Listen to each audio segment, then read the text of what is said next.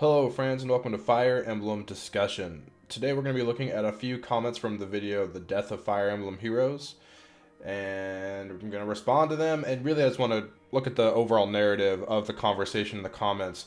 And I picked these three comments specifically because I felt like it really summed up pretty much everybody's thoughts. And I'm sorry if I don't read your comment in this video. I do read every single comment, but I don't have time to read every single comment in a video like this. It'd take a little too long. So there's three comments we're going to look at today, which is a few less than normal, but I feel like this really will get the point driven across to you guys on how I feel, and also I feel the general feeling. So first I want to look at a comment from Drew. He basically rips into the Fire Emblem Heroes Pass, and also that Fire Emblem Heroes is a trash mobile game or whatever else. He's pretty harsh. But that's not the part I want to get into here.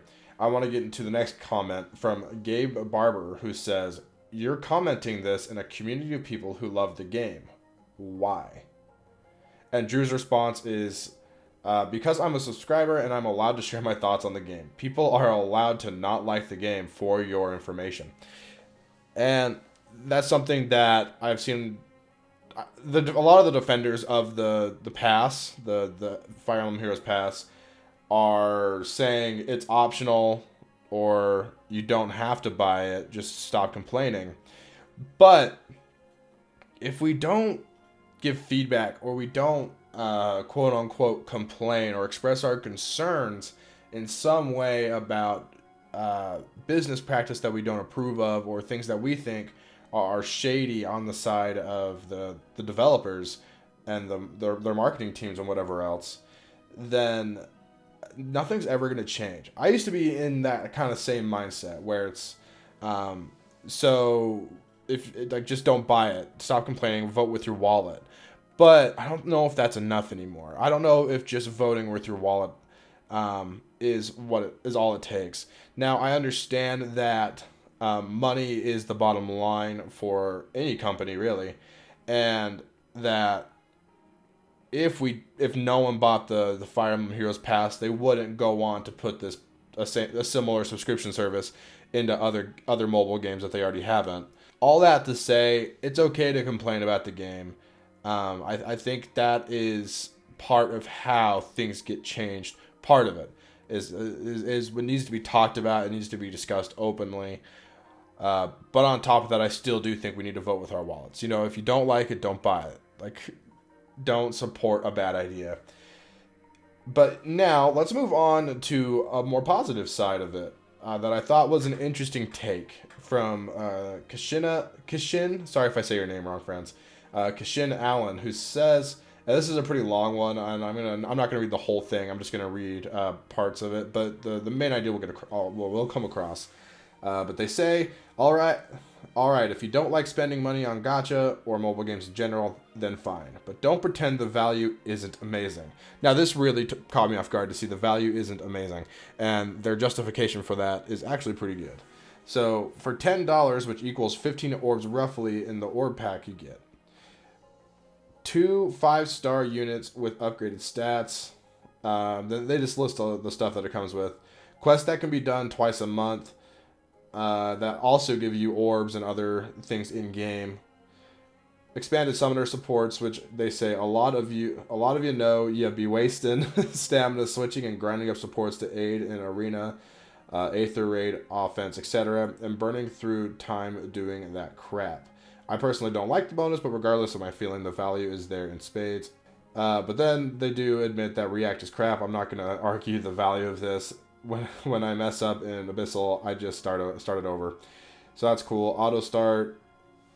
It can be done in emulators and macros. Okay, I don't think that's fair to say, whatever.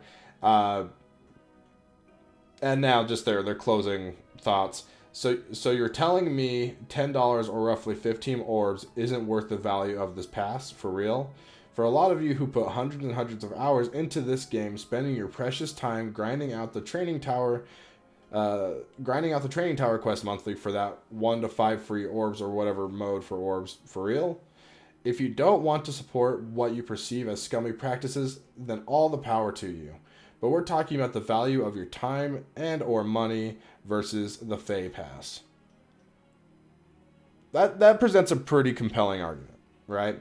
Fire Emblem Heroes has already set a value on their fictional currency that allows you to summon fictional characters to do fictional things and all this fake stuff. And you know the great thing about it, you give them all this money, you don't own a single penny of anything that you spend your money on.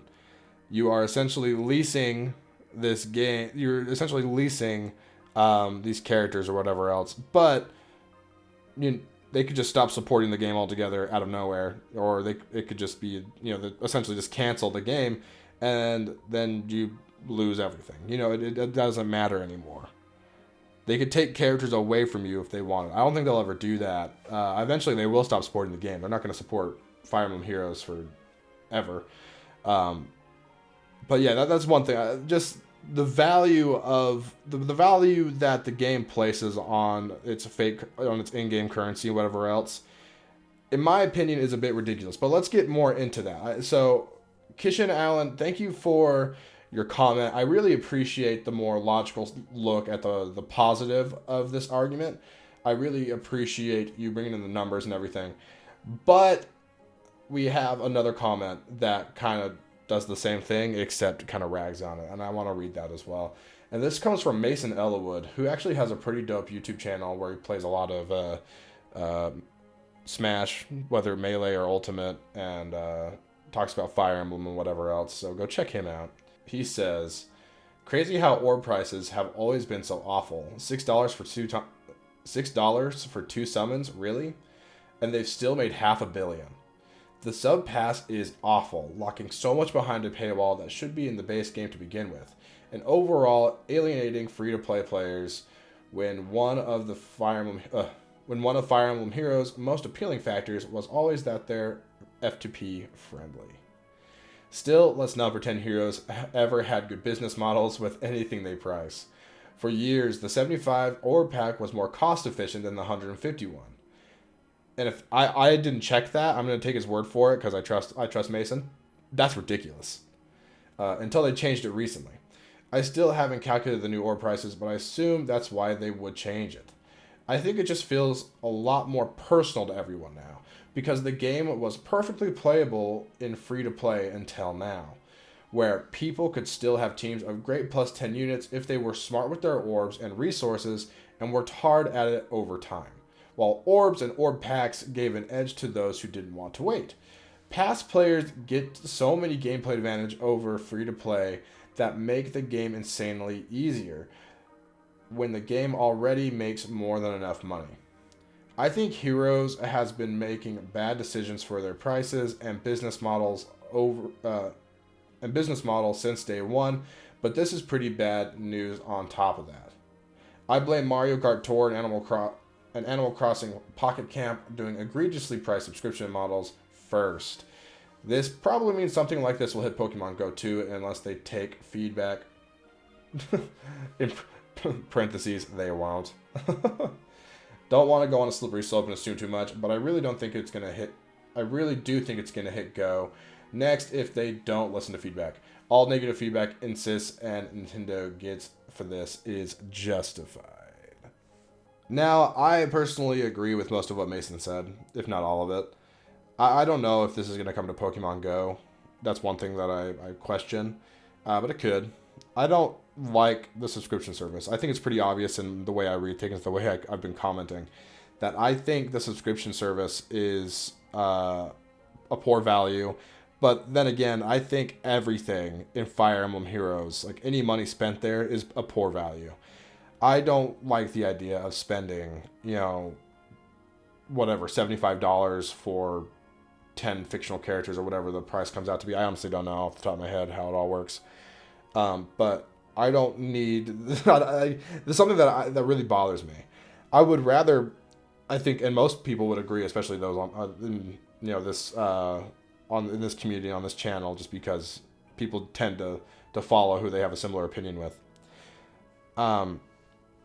I don't understand putting money into a game like Fire Emblem Heroes rather than just buying an actual video game. For whatever, an actual game that's gonna have a good a story to tell with good, unique music, new characters, rather than just reused everything. So, I dislike the FEH Pass. I will not purchase it. Granted, I don't play Fire Emblem Heroes like at all anymore. So let me know what you guys think in the comments after this discussion. Feel free to criticize it. Feel free to defend it. I would love to see both sides. But don't be mean to other people. Don't be just dismiss other people's opinions and say they're wrong by saying they're wrong or stupid. Really take the time to write your thoughts. I really appreciate anyone who does that. And thank you to everyone who did on the last video. Again, I'm really sorry I can't read every comment in these videos. It would just take too long. We've come a bit of a ways since the old days of Fire Emblem discussion where I would get less than 10 comments on a video and I would read all of them. But now we get just a few too many for me to focus on it. Focus on everyone in a video. But remember, I do read all of them. So thank you guys. Make sure to like and subscribe if you're new to the channel. And yeah, thanks for watching, guys.